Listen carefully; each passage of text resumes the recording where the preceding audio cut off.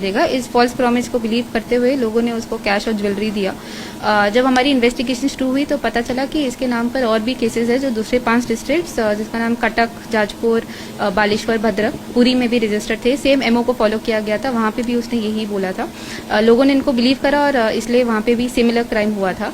हमारी इन्वेस्टिगेशन और इंटेलिजेंस के थ्रू पता चला कि राउरकेला में है, जहाँ पे पुलिस ने रेड करा और वहां पे एप्रीहेंड करा।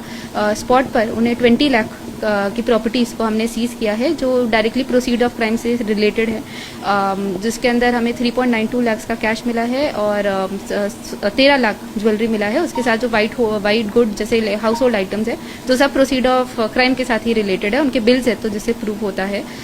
इसको कोर्ट फॉरवर्ड करते हुए हमने 316, 318 और 111 BNS के सेक्शंस भी लगाए गए हैं। इस केस को देखते हुए जब मैंने विक्टिम से बात करी थी तो मैं ये बोलना चाहूंगी कि हमें ज़्यादा सेफ रहना चाहिए, विवेयर रहना चाहिए जब भी कोई ऐसे प्रोमिसेस करे कि क्विक रिटर्न मिलेगा या आपको जल्दी या सब्सिडाइज रेट ऑफ इंटरेस्ट पे लोन मिलेगा। उसके साथ साथ OTP कभी ना शेयर करें और डिजिटल पेमेंट पे ज़्यादा फोकस करें क्योंकि उसके